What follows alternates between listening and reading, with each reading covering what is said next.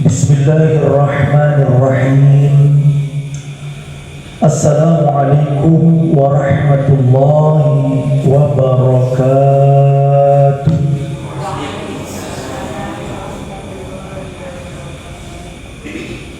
Alhamdulillah. Alhamdulillahilladzi arsala rasuluhu bil huda wa dinil haqq liyuzhirahu 'ala ad-dini kulli wa kafa billahi shahida. Ashhadu an la ilaha illallah wahdahu la syarika lah wa ashhadu anna Muhammadan 'abduhu wa rasuluhu la nabiyya ba'dah.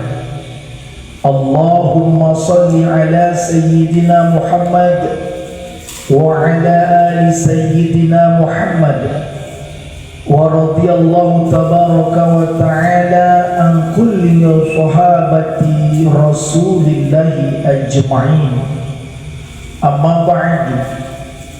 Qala Allah ta'ala fil Qur'anil Karim, a'udzu billahi minasy syaithanir rajim.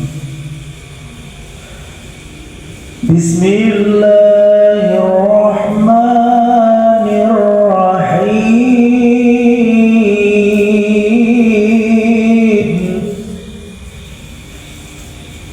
Inna 'iddatash shuhuri 'inda Allahi ithna asyara syahran fi kitabillah.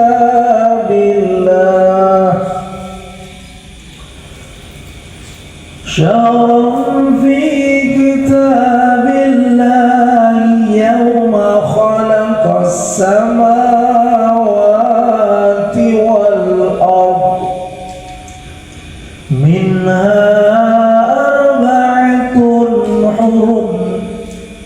Dzalika ad-dinul qayyim.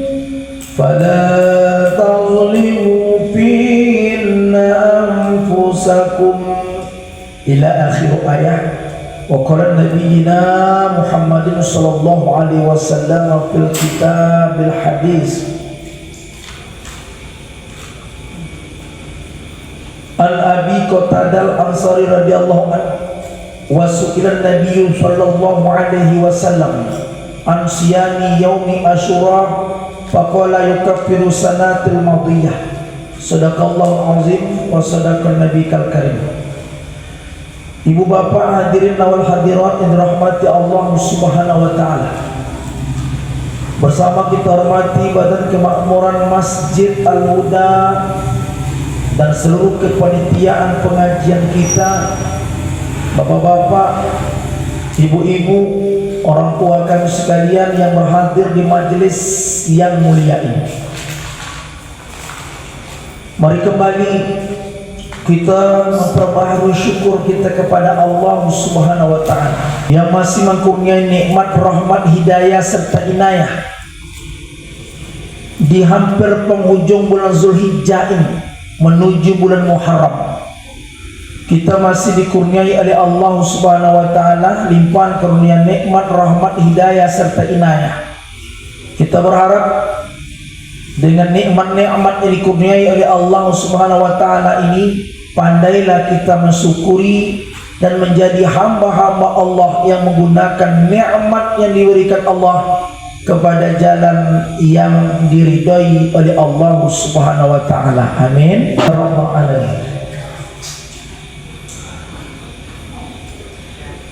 Salawat serta salam mari bersama kita hadiahkan kepada Rasulullah sallallahu alaihi wasallam, nabi akhir zaman, nabi yang kita rindukan syafaatnya kelak di mahsyar nanti. Dengan harapan salawat dan salam merupakan bahagian daripada mahabbah atau cinta kita kepada Rasulullah SAW yang kita dambakan syafaatnya kelak di yaumil mahsyar nanti. Allahumma salli ala sayyidina Muhammad wa ala ali sayyidina Muhammad wa radiyallahu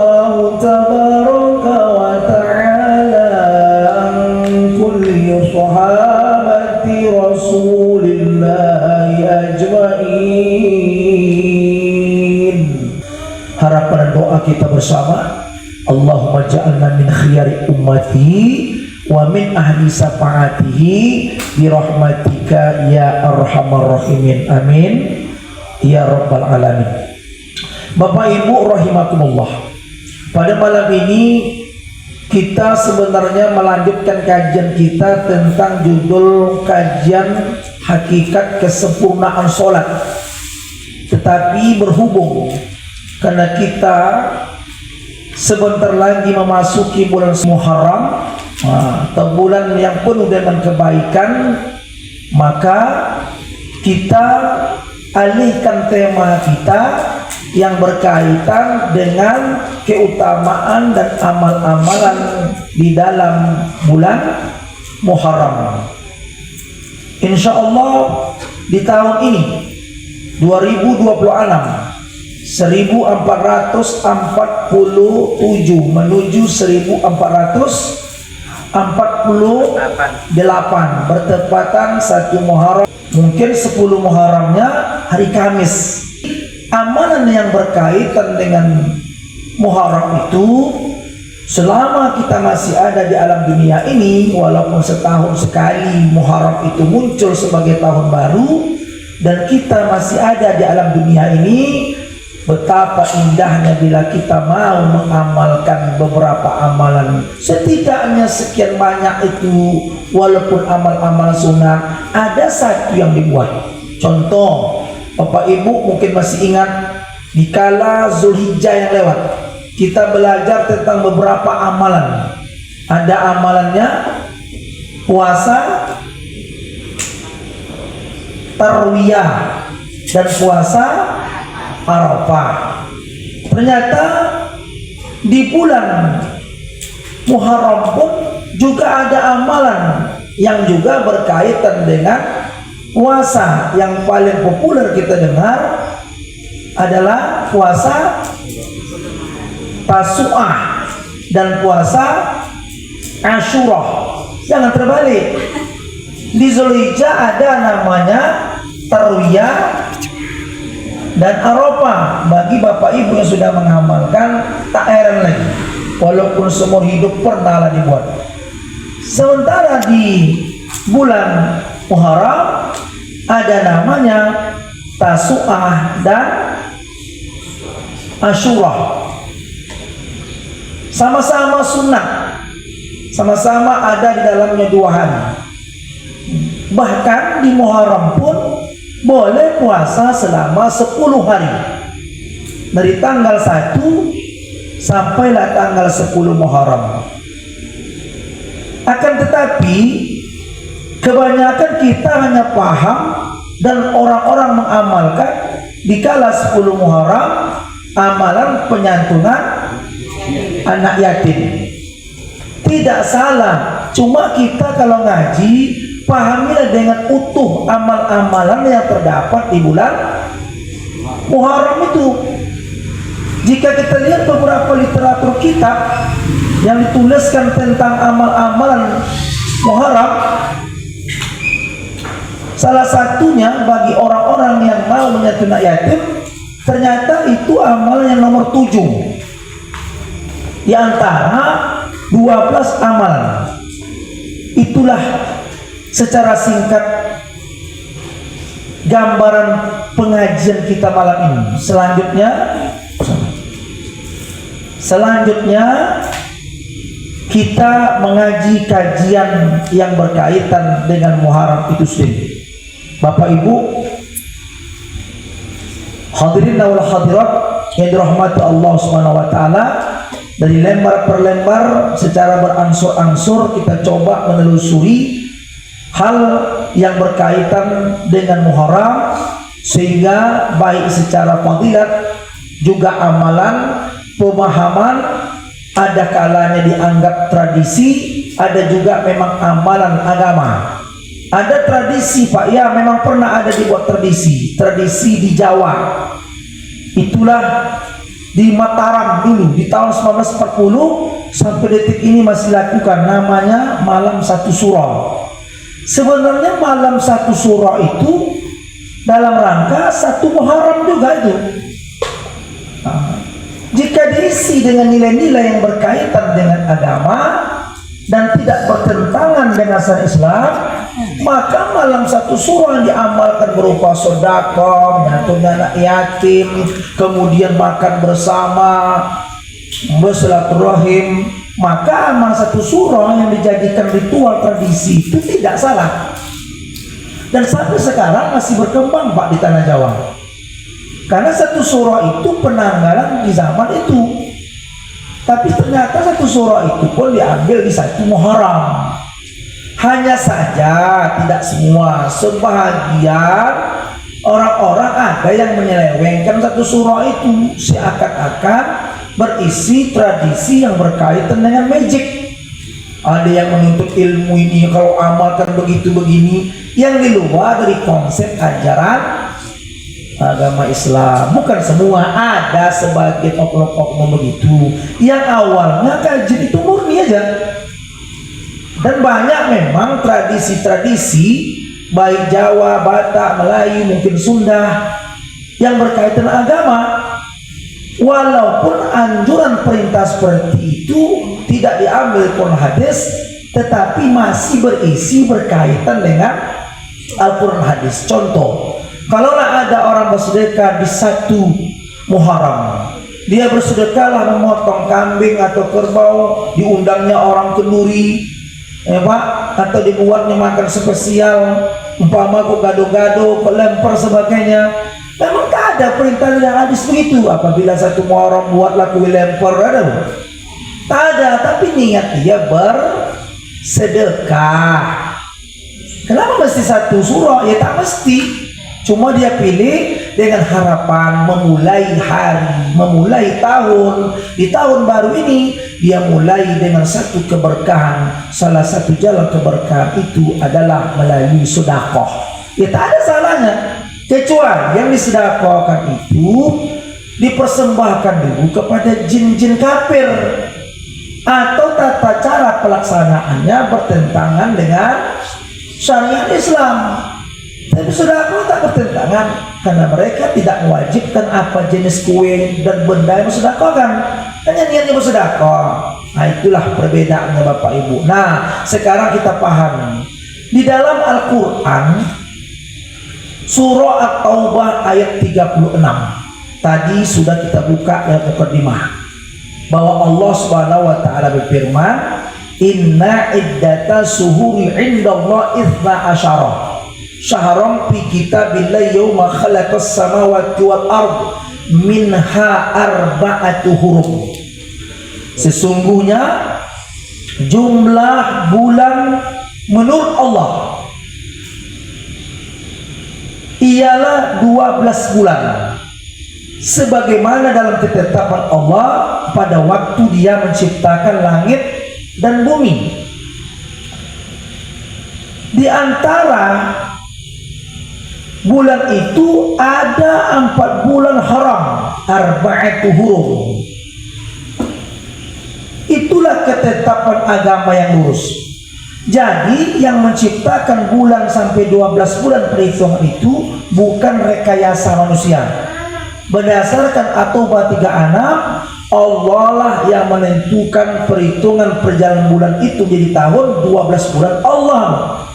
Tetapi penanggalan nama-namanya itu manusia pula memandai-mandaikannya.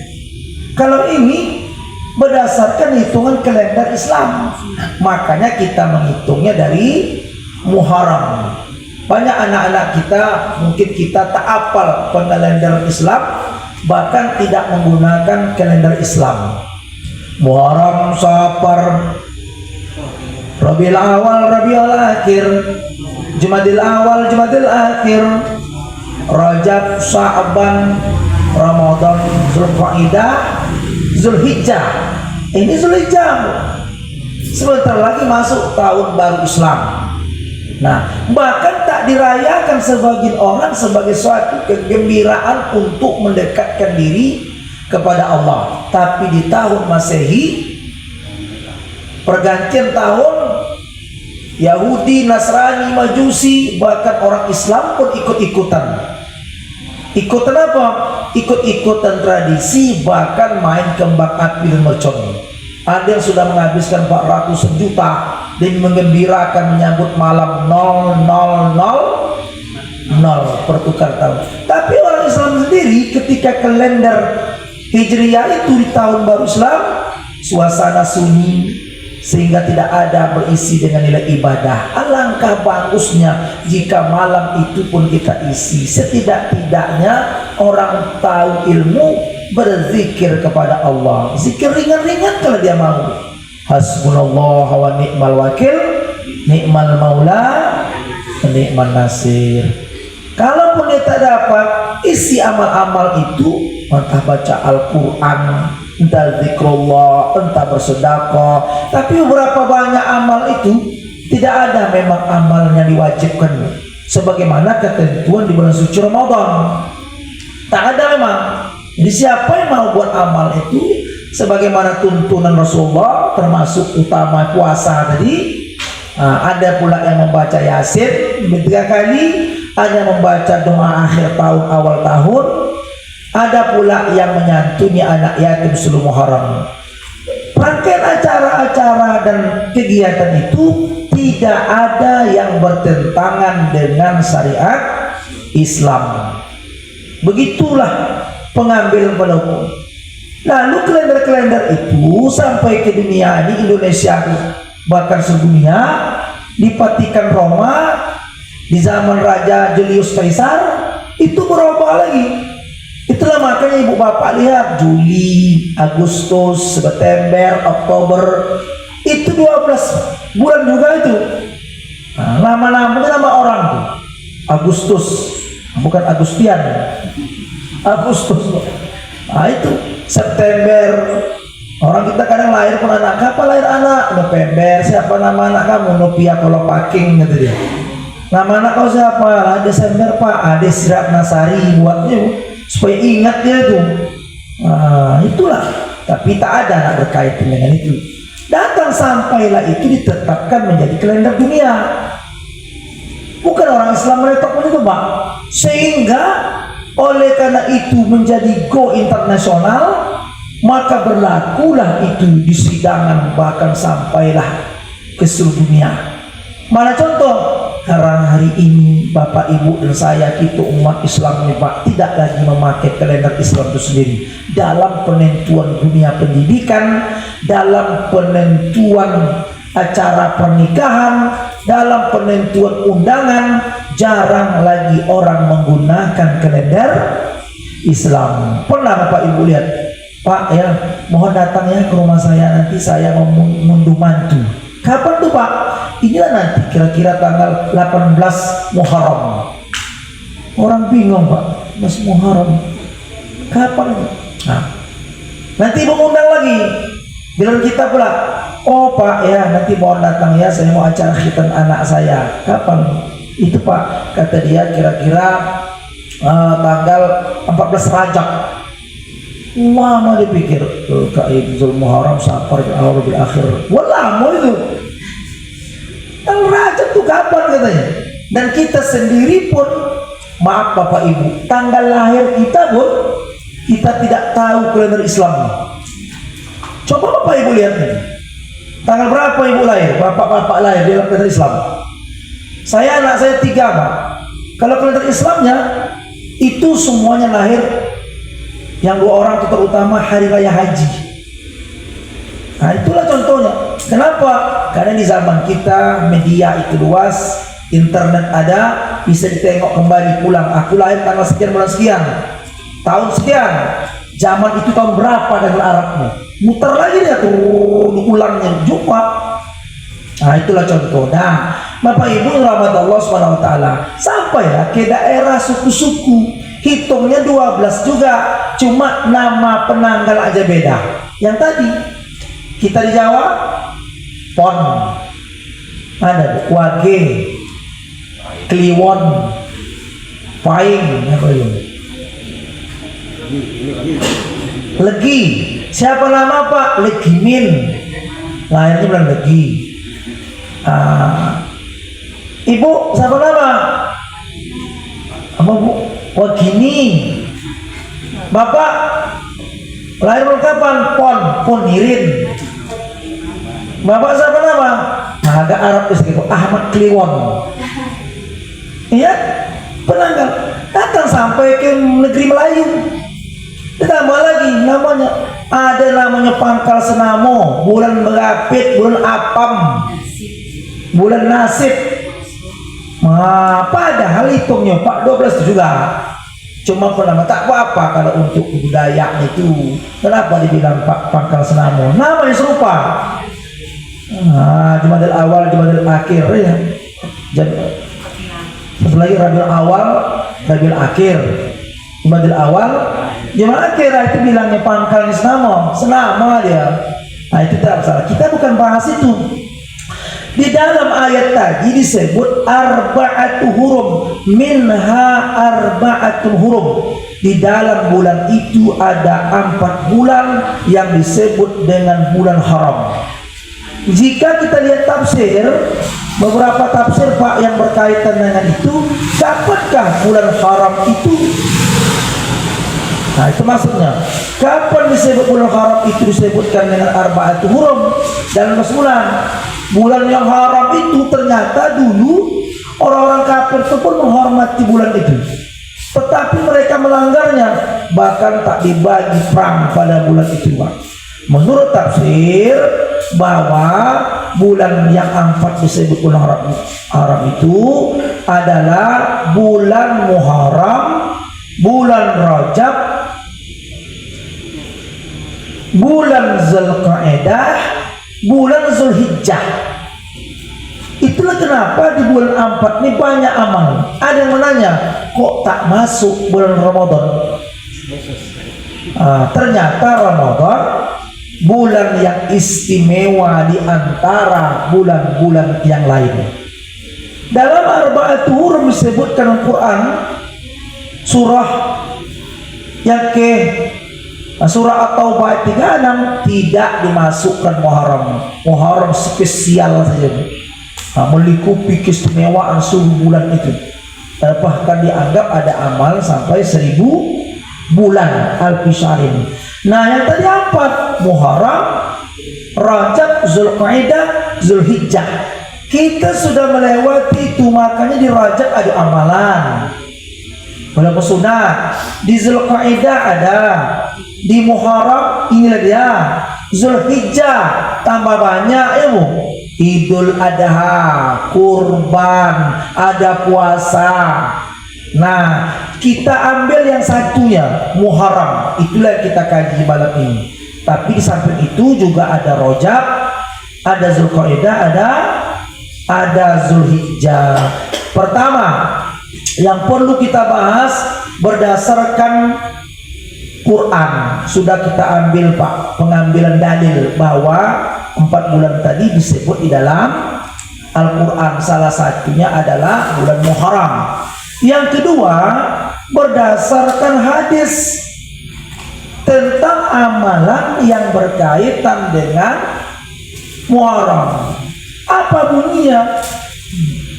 Apa bunyinya amal-amal yang disebutkan Nabi pernah sampai oleh Muslim? Betapa fadilat Muharram itu isinya ada di dalamnya puasa. An Abi Qatadah radhiyallahu an, dari Abi Qatadah ridha Allah atasnya. Wasu'ilan Nabi sallallahu alaihi wasallam, aku bertanya kepada Nabi sallallahu alaihi wasallam, an siyami yaumi Asyura, tentang puasa pada hari Asyura. Kata dia, kalau bahasa kita tanya, ya Rasulullah, apalah fadilatnya tentang bulan Muharram yang ada dalam Asyura ini? Maka faqala yukaffiru sanatil madiyah, maka Rasulullah menjawab, puasa Asyura itu dapat menghapus dosa setahun. Asyura dapat menghapus dosa selama setahun. Apakah sebegitunya istimewanya amalan sunat? Iya, kalau berkaitan dengan bulan Muharram. Bahkan di keterangan hadis riwayat Muslim juga apa disebutkan Afdhalus siyami ba'da Ramadhan syahrullah. Puasa yang paling utama, paling afdal ba'da Ramadhan, sesudah bulan Ramadan, syahrullah, adalah puasa di bulan Allah. Kapan disebut Allah? Muharram. Itu puasa yang paling afdal setelah Ramadan, adalah puasa di bulan Allah, di bulan Muharram. Tapi tidak puasa wajib, justru sunat, Pak. Itu dia. Wa afdhalus sholati ba'dal faridah sholatul lail. Dan sholat yang paling afdal sesudah sholat fardu adalah sholatul lail, sholat pada waktu malam. Terutama sekali Pak tentang tahajud lah, sholat sunat di waktu malam. Nah, ada dua dalil. Kemudian Rasulullah SAW pun menjelaskan melalui riwayat dari Abi Abbas tentang perintah puasa Asyura tadi. An Abi Abbas radhiyallahu an, dari Abi Abbas ridha Allah atasnya, qala, berkata, qadiman Nabi sallallahu alaihi wasallam bil Madinati wa iza yahudu tasumu Asyura faqalu hadza yauma zuhara fihi Musa ala Fir'aun. Faqala Nabi sallallahu alaihi wasallam li ashabihi antum ahadku bi Musa minhum fasumu. Hadis riwayat Bukhari. Nabi sallallahu alaihi wasallam datang ke Madinah. Tiba-tiba beliau mendapatkan orang-orang Yahudi pada berpuasa Asyura. Orang Yahudi puasa Asyura. Berdasarkan hadis ini, datang nenek-nenek kita dulu, rajin dia puasa Asyura. Rupanya cucunya baru belajar sepenggal hadis. Nek, ya, nenek makan. Oh, nenek puasa. Puasa apa, Nek? Puasa bulan Asyura. Kata guru kami, itu puasa orang Yahudi. Masa sih puasa orang Yahudi, kata nenek? Iya, dari dulu zaman nenek muda, ustaz-ustaz nenek mengajarkannya itu puasa tuh besar pahalanya, menghapuskan dosa selama setahun. Kok tiba-tiba kau pula mengatakan puasa Yahudi? Betul itu, Bu. Tapi lanjutan hadis itu, ada Asyura bulan 10 orang puasa. Mereka berkata, ditanya kenapa kalian puasa? Dijawab oleh mereka, kami puasa hari ini, kami ini merayakan kemenangan Musa terhadap Fir'aun. Faqala Nabi sallallahu alaihi wasallam, berkata Nabi sallallahu alaihi wasallam di ashabi, antum ahadku bi Musa minhum fasumu. Lalu Nabi sallallahu alaihi wasallam bersabda kepada para sahabatnya, kamu adalah lebih berhak atas Musa daripada mereka. Oleh sebab itu fasumu, maka berpuasalah. Jadi kita puasa Asyura bukan karena mengikut Yahudi, walaupun Yahudi sudah pernah puasa itu, tetapi kita puasa itu karena Nabi pernah beritahukan itu kepada sahabat. Kenapa? Karena kita umat Islam lebih berhak terhadap Musa itu daripada mereka. Maka cukuplah sudah, tidak usah sanksi untuk mengamalkan puasa di bulan Muharram. Nama puasa itu adalah puasa Asyura. Itulah maksudnya Bapak Ibu rahimakumullah. Dalam hadis ini ada keterangan lain supaya menjawab kita. Kita disuruh kalau bisa berbedalah dengan Yahudi. Yahudi itu satu hari saja. Walaupun nanti kalau ada orang satu hari saja, jangan dituduh dia Yahudi. Kalau puasa 10 di Yahudi, kau jangan mengamuk nanti. Kata Nabi melanjutkan tentang keterangan itu, berpuasalah tapi berselisihlah dengan mereka. Maksud berselisih itu bagaimana? Berselisih orang Yahudi tadi, berpuasalah sebelum atau sesudahnya. Bagus tanggal 9, tanggal 10, itulah lagi namanya Tasu'a. Masa Arabnya 9, Asyura 10. Di tahun ini insya Allah hari Rabu, hari Kamis, Rabu, Kamis. Nah berarti 2, Kamis tanggal 10, Rabunya hari Rabunya tanggal 9. Itulah maksudnya itu. Selisihilah mereka supaya jangan serupa tentang itu di Bapak Ibu rahimakumullah. Berarti amalan di bulan Muharram itu ada puasa sunat, tidak usah diragukan kembali tentang amal ini. Nah, lebih dari itu Bapak Ibu, adakah amal-amal lain? Ada yang dibuat oleh ulama, ada dianggap orang tradisi, tetapi padahal ada sejarahnya. Ada orang menganggap itu cuma dikarang-karang. Jangan, itu keterangan tambahan bagi orang-orang yang hendak mengamal. 10 hari puasa bagus dari mulai hari Selasa, Rabu, Kamis, Jumat, Sabtu, Ahad, Isnin, Selasa, Rabu, Kamis. 10 hari puasanya. Alhamdulillah. Kalau tak juga dapat, pilihlah tadi 9, 10. Tak mampu rasanya, aku 2 hari aja lah kata dia. Tanggal 10 aja. Aku 10 tak bisa, 9 tak bisa, 10 tak bisa, 9, 10 tak bisa. Santuilah anak-anak yatim. Tak juga bisa, berbanyaklah zikrullah. Duduk kita baca Hasbunallah, Hasbunallah wa ni'mal wakil, ni'mal maula, ni'mal maula wa ni'man nasir. Kalau itu pun tak bisa, diam aja lah Bu, daripada Bapak Ibu tak ada berkata apa-apa. Diamnya mengingat Allah SWT. Insya Allah seumur-umur jika pernah kita buat, kalau tak pernah dibuat, buatlah walaupun sekali, dengan niat mengharapkan ridha Allah SWT. Jadi bagaimana cara? Kalau yang mau nak melapaskan niat dalam berbahasa Arab boleh. Kalau tak bisa, sebagaimana kita ajar dulu bahasa Indonesia. Nah, tak bisa juga dalam hati saja, ya Bu. Nah, dalam hati tak bisa, berarti udah mati orang. Nah, itulah makanya kalau dapat begitulah. Nah, kalau agak ringannya, nawaitu sauma sahri muharram sunnatan lillahi ta'ala. 10 hari bisa dari tanggal 10. Kalau dia puasa tanggal 9 aja, namanya Tasu'a. Nawaitu sauma Tasu'a sunatan lillahi ta'ala.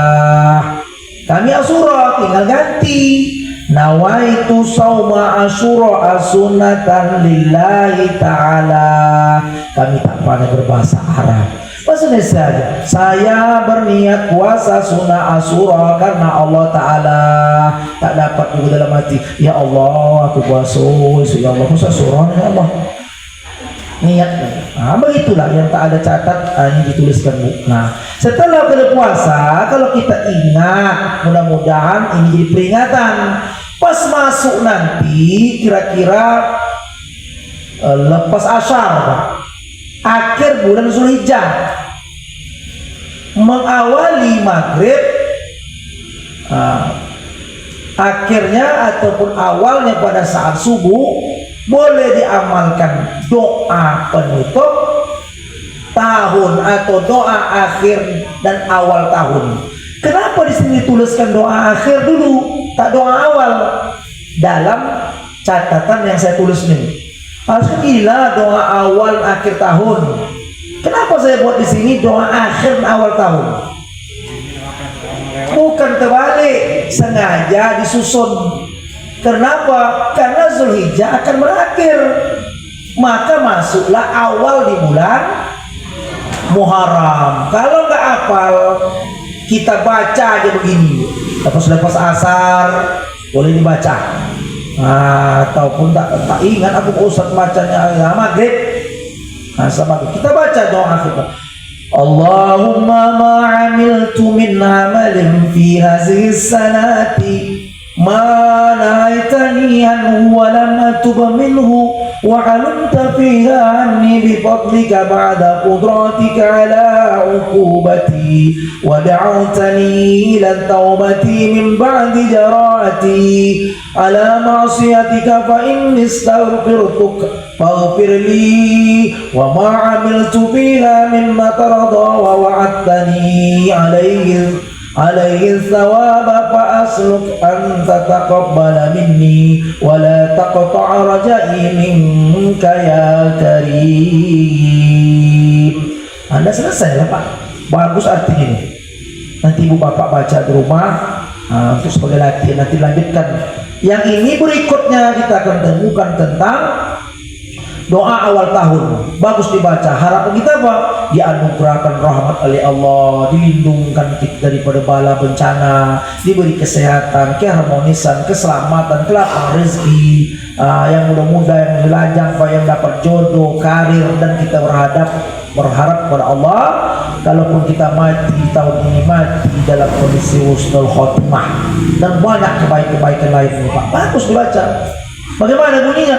Allahumma antal abdiyul qadimul awwal ala fadlikal azim wa karimi judikal muawwal wa hadha mujadidu qad aqbal as'aluka ismata fihi minas syaitani wa awliyai wal auna ala hadhihi nafsil amarati bisu' wal istighala bina biqurbuni ilaika zulfa ya dzal jalali wal ikram. Tak sampai minit itu. Itulah Bapak Ibu rahimakumullah. Jika ada keterangan tambahan yang dibaca ya di awal tahun itu menyambut tahun baru. Siapa yang nak bacakan Yasin itu bacalah. Banyak istighfar bagus, baca Al-Quran, bersedekah, ibadah lainnya mantap.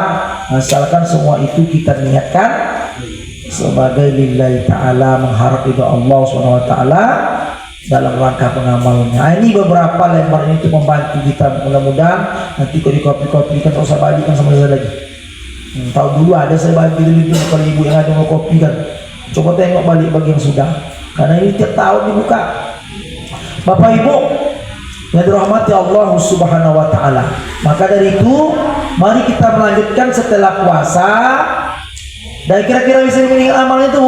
Ada puasa walaupun kita belum tahu mengamalkan, tahulah kita ternyata ada amalan luar puasa. Ada udah puasa, ada doa di awal dan akhir tahun. Itulah dia. Adakah amal-amalan yang lain tentang itu? Banyak berdasarkan beberapa kitab, tapi itu disampaikan itu yang selalu muktabar untuk diamalkan. Nah, kalau begitulah besarnya, ada amal-amal yang lain tentang itu berdasarkan keterangan ulama banyak. Di dalam nazam itu kita apa itu Pak? Syair. Sebagian ulama, tapi tidak dirinci disampaikan Rasulullah ya. Sebagian ulama membuat nazam syair untuk mengingatkan kita apa-apa sajalah amal-amal itu. Siapa nak dibuat-buatnya bagus, tidak perlu dibuat bukan jadi satu kewajiban. Hukumnya wajib bukan. Alangkah baiknya jika kita amalkan. Dalam nazam itu ditulisnya mengingatkan kita. Kok syair Pak? Isinya 12 perkara berdasarkan kitab Kanzun Najah Wasurur bil Adiyati Tasyahus Sabr. Itu kata dia fi yaumi asyura asrun tasil biha ithnatani wala fadlun nukil sumsalisil zar'ali man ladutahil rasul yatim satasodak waqtasil. Ada lagi wasi'al iyali kulima supron wasuratul ikhlasi kul al-fatasil. Kalau bahasa kita apa itu? Pada hari Asyura hendaklah kita mengamalkan yang amal banyak fadilahnya. Fadilat yang banyak sebanyak 12 fadilat, 12 amalan. Itulah lebih kurang bahasa sum soli sil. Apa itu? 3 sotnya. Sum, soli, sil. Udah 3 itu dah. Sum berarti puasa. Sil, soli, sholat. Nanti terang soal apa itu. Sum, soli, sil. Sil itu maksudnya silaturahim. Makanya ulama yang jadi saya bisa mengingatnya. Bukan hadis nih ya. Itu salah paham pula. Bukan hadis, tapi isi pengamal dalamnya ada hadisnya. Tentang puasa kan ada hadisnya tadi. Tentang sholat ada. Tentang silaturahim banyak sekali. Nah, jadi sum, soli, sil berarti pertama puasa, 2 sholat, 3 silaturahim. Kemudian keempat zar'an aliman. Zar'an itu ziarah. Zar'an aliman mendatangi orang alim, menziarahi orang alim. Atau guru-guru ngaji kita dulu, bukan hari raya saja. Nah, kemudian barulah dua tahir. Apa ini? Menjenguk orang sakit. Nah, jemaah tadi kawan-kawan sudah sakit, sedikit agak parah lah. Janganlah pening kepala sedikit dah. Nah, kenapa ibu bapak sakit kepala, aku sakit kepala di pusat, mengapa orang tuh bisa body promek, aku paramek yang bisa kata dia. Nah, sakit itu pak parah lah, gak parah lah, ada sakit tua lama dia sakit. Apalagi kalau mau diamalkan, termasuk kalau mau diamalkan bercelak. Ya bagus sih bercelak rumah orang, masih nggak sampai ngapal. Hari itu ada doa bercelak. Ada di kopi loh, tapi kami amalkan, kami jarang bercelak. Kalau perempuan mah biasa bercelak, enak bercelak, dibaca punya. Nah, baca satu celak ini ada baca untuk baca. Ya Nur, ya Basir, tanya Pak Haji. Ada di Pak Haji. Ya Nur, ya Basir, Allahumma nawwir basuri wa masaratani wa basarati waj'al sarirati khairan min alaniyati waj'al alaniyati salihah. Bagus semua. Ini itu ibu omak, nanti ibu yang ada bisa berbagi. Nah, tidak mau dihafal tahu adalah. Nah, bisa lakukan dengan bilangan ganjil ibu. 1 2 3 1 2 3 5 1 2 3 4 5 1 2 3 4 5. Ada juga orang tuh boleh ganjil Ustaz, boleh berapa? Ketika saya dia bilang 23. Boleh, tapi orang takut nengok kita. 1 2 3 4 5 6 sampai 23. Muatannya macam mata kuntilanak. Takut orang. Ini orang mau kurang ajar orang. Ini bukan cerita banyaknya, bilangannya ganjil. Mau 33 pakai begitu celamu. Celah itu bagus pak. Untuk mata itu kan mau tidur boleh celak. Tetap balik nak undangan mau celak itu pun celak tu alis mata. Celak tu ininya, ni ya. Kita alis mata aja dan ini tak dicelak pula. Tapi kami buat bagus tak kami amalkan pak, masuk bapak jarang. Kita pengamal celak, awak proja berkeringat pak. Kamu jadi celak sebelah. Orang takut dengan awak. Orang tercekikikan. Kenapa bu? Tak apa-apa kata dia. Rupanya menggolakkan awak. Kiki orang benar-benar dah. Itulah dia bapak ibu rahimahullah. Ada lagi amal-amal gitu ya. Barulah masuk yang tadi pak. Apa itu? Roksul yatim, mengusap kepala anak yatim. Roksul yatim, memsah, menyapu kepala anak yatim. Kalimat itu pak, memsah, menyapu, bukan menggosok. Ada orang menggosok, bukan oh yatim digosok. Pak, ibu ya kenapa anak yatim tadi menggosok sikit pahalanya? Kenapa? Tak ada rambutnya. Dia gundul sedikit pahalanya. Memang dalam keterangan itu menggosok rambut maksudnya kepala atau rambut anak yatim diusapkan kepada anak yatim itu kepalanya dia jangan digosok. Ada saya nampak ibu-ibu bukanya ke anak itu kan jilbab anak itu itu digosok-gosok dibaca.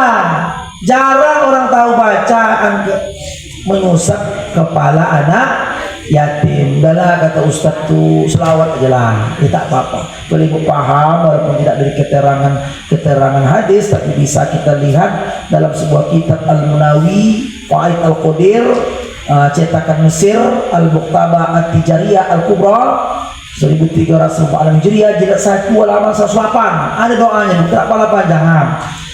Jabbarallahu yutmaka wa ja'alaka khalfan min abika.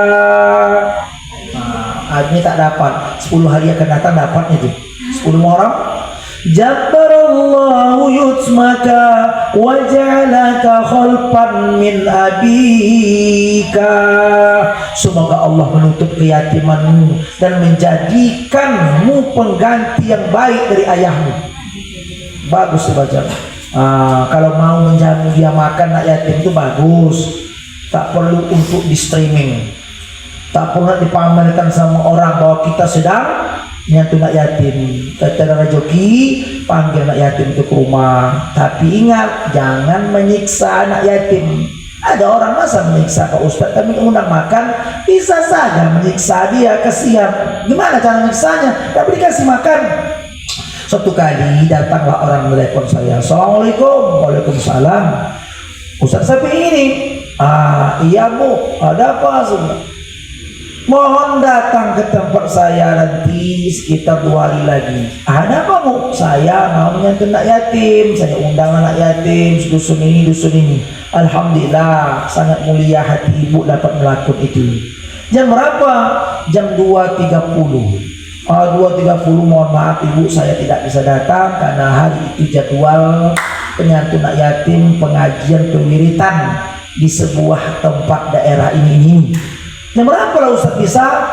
Saya bisa jam 5.30. Oh iya, 5.30 tak apa-apa lah Ustaz, sebentar ceramah nanti dah nyantu anak yatim. Rupanya Bu, selesai pengajian pas lah jam 5.15. Dari rumah itu ke tempat nyantu 15 menit. Berarti saya sampai 5.30. Anak yatim itu diundang jam 4.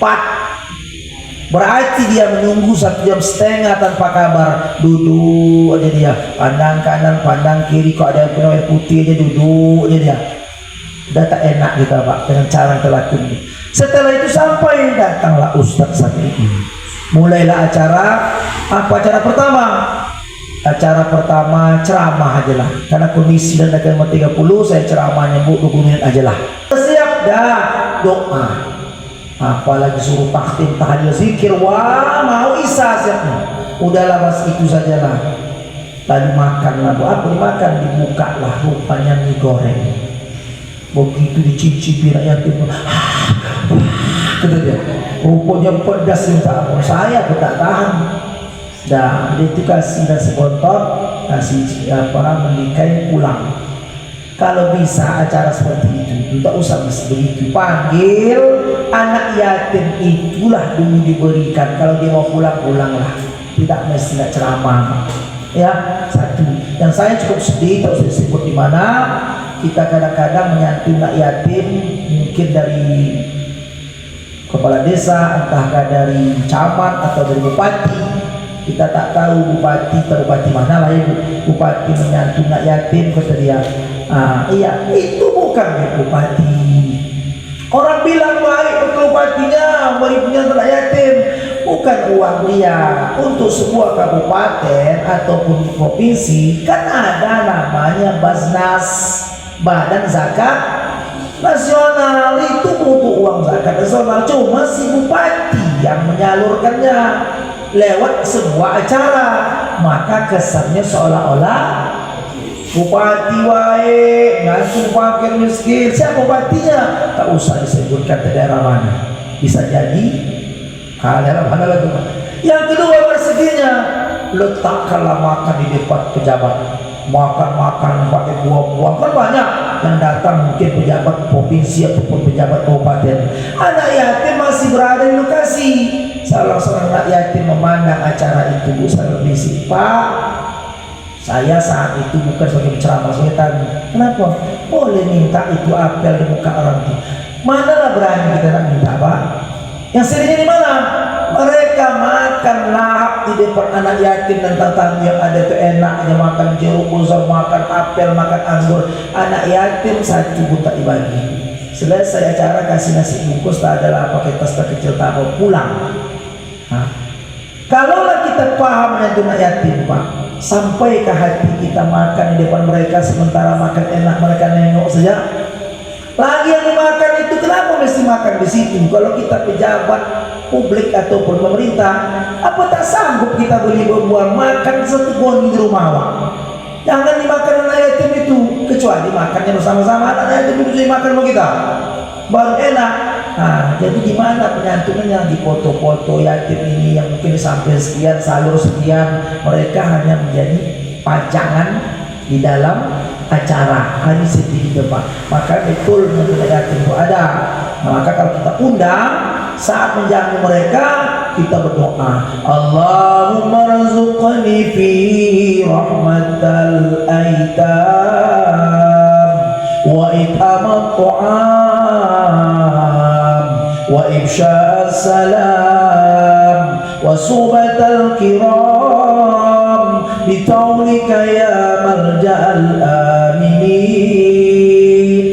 Ya Allah, berilah aku rezeki berupa kasih sayang terhadap anak yatim, dan pemberian makan akan penyebaran salam, dan pergaulan dengan orang-orang mulia dengan kemuliaan. Wahai tempat berlindung bagi orang-orang yang berharap. Inilah doa Pak disebut dalam kitab Al-Miftah Al-Jannah Bil Adiyah Wal Amal Was Sodawatu Wal Azyar. Nah, itulah doa kalau dapat. Tapi orang tak dapat pada cara kediri tak mengapalah. Wallahu alam tentang keterangan ini Pak Mani. Di bawahnya Ibu, ini bukan doa yatim, ini anak-anak kita, itu anak-anak kita yang mengaji, yang ikut belajar, digosokkan juga kepalanya itu. Walaupun anak yatim, mama kenapa gosok kepala aku? Ayah aku masih hidup ke anaknya. Bukan ini doa mama mendoakan kamu, Allah mufaqihu fiddin wa alim takwil, Allah mufaqihu fiddin wa alim takwil. Dari mana dapat doa itu? Ini doa diajarkan Rasulullah SAW kepada Ibnu Abbas. Untuk anak-anak, Mama Ibnu Abbas bilang, ya Rasulullah, doa anak-anak aku nih. Ini doakan Nabi, Allah mufaqihu fiddin wa alim takwil, Allah mufaqihu fiddin wa alim takwil. Ya Allah, berikanlah dia pemahaman yang mendalam tentang agama, ajarkan dia tentang tafsir Quran. Didoakan, Mama yang selalu doakan. Di bawah ini doa agar anak keturunan kita mau melaksanakan sholat. Ini doa Ibrahim. Dalam sholat kita masuk aja doa, Rabbi ja'alni muqimas sholati wa min zurriyati Rabbana wa taqabbal du'a. Ya Allah, ya Tuhanku, jadikanlah aku dan keturunanku termasuk orang-orang yang mendirikan sholat, dan terimalah doa kami. Wallahu alam. Ini selesailah tugas kita petang ini. Bagaimana bisa Bapak Ibu amalkan? Amalkanlah. Yang lain boleh Pak, termasuklah yang tadi, apa itu, waqtasil. Kalau nak mau mandi, mandilah. Mandi tobat, ya bagus. Kalau kerjakan semuanya Pak, mantap sekali. Apa namanya? Coba kita hilang sekilas berdasarkan amal Muharram ini ya. Puasa Asyura, sholat malam, barakaat, bagus, sholat tasbih. Sholat tahajud boleh, tasbih, sholat tasbih. Ada membaca kulhu, ada silaturahim, mendatangi orang alim, menjenguk orang sakit, bercelak, mengusap kepala anak yatim, nomor 7 Pak. Yang 8 bersedekah, 9 mandi. 7, 8 ini bisa di satu paket kan. Santun anak yatim lalu sedekah. Mandinya mandi tobat. Tak begitu mandi juga kita. Oh, nah. Kemudian ini yang paling disukai ibu-ibu, nomor 10. Apa namanya? Berilah belanja lebih kepada istri. Biasanya 100, kasih 500. Kok pahala pula Pak belum orang nih? Baik Pak, suami aku nyari pula, kata dia. Memang diberi Pak, diberi keberkahan rumah tangganya kalau duitnya ada. Kemudian 9, memotong kuku, kena mengawal-awal tahun untuk bersih-bersih diri maksudnya itu. Kemudian nilai tadi wasuratil ikhlas kul al-fatasil, membaca qul huwallahu 1000 kali. Kalau awak tak biasa, wah kata apa? Padahal bagi orang-orang namanya 1000 itu sedikit gitu. Kita tak biasa, kemudian berapa kali ya Pak? Si rumah sekolah 21, dia 1, Maka ini kalau dapat semua sering merendah. Kemudian selesai itulah beberapa amalan tambahan daripada yang disampaikan ulama-ulama. Saya tanya Bapak Ibu, dari mana dapat?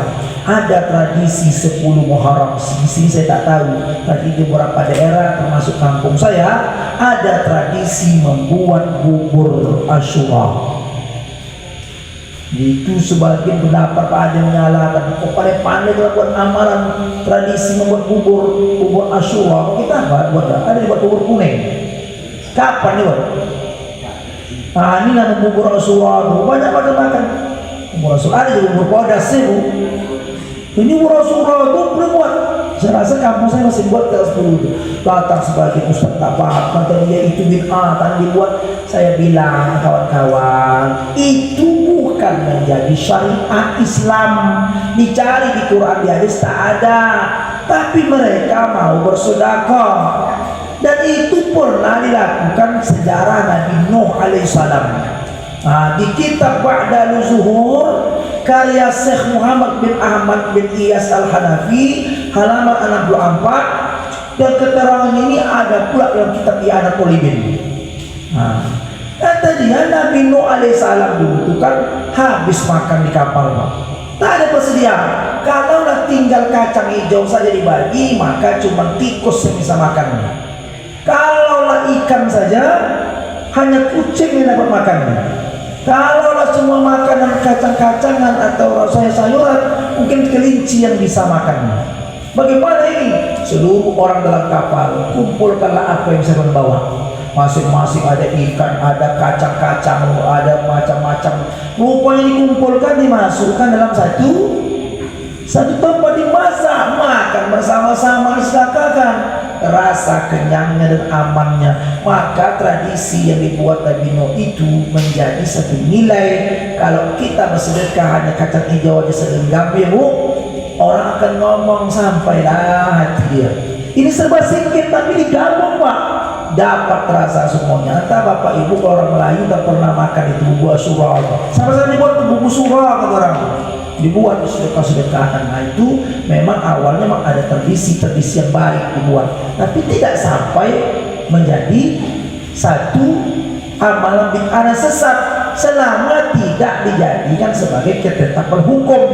Kau buat dia bubur Asyura, martabat bubur, wah neraka kau nih. Nah jangan, tak ada seperti itu. Jadi mudah-mudahan tradisi seperti itu tuh banyak Pak dibuat-buat. Ada beberapa daerah dituliskan, ini ada kitabnya Pak. Kitabnya Mikhzan Al-Arba'ah halaman 11 karya Ali bin Thohir bin Ali Al-Aidrus. Itu dia suruh mandilah air kembang mawar pada hari Asyura. Bagaimana caranya? Bukan kita disuruh mandi kembang. Kitanya bukan cacahan nikah, ayo. Itulah yang mandi kembangnya Pak. Tahu yang roke lalu. Aduh ya, mandi kembang tengah malam. Yang ini baca 70 kali Al-Fatihah pada wadah berisi air kembang mawar sambil melihat air tersebut, usapkanlah ke wajah Anda.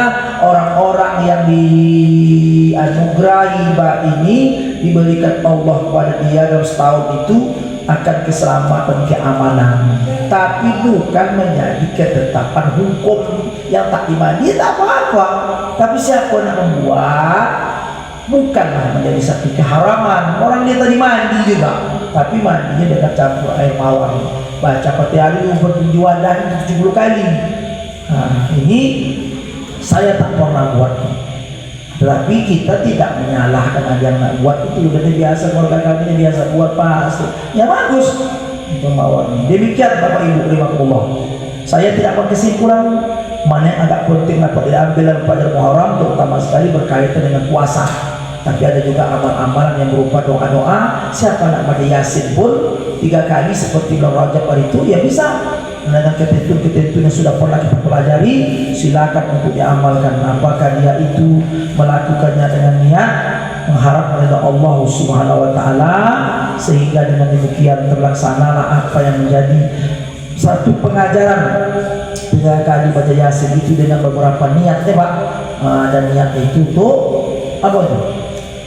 supaya dikuatkan iman Islam kita. Itu yang penting, diberi kesehatan, jangan dari malam bencana, yang penting isinya berisi amal-amal soleh.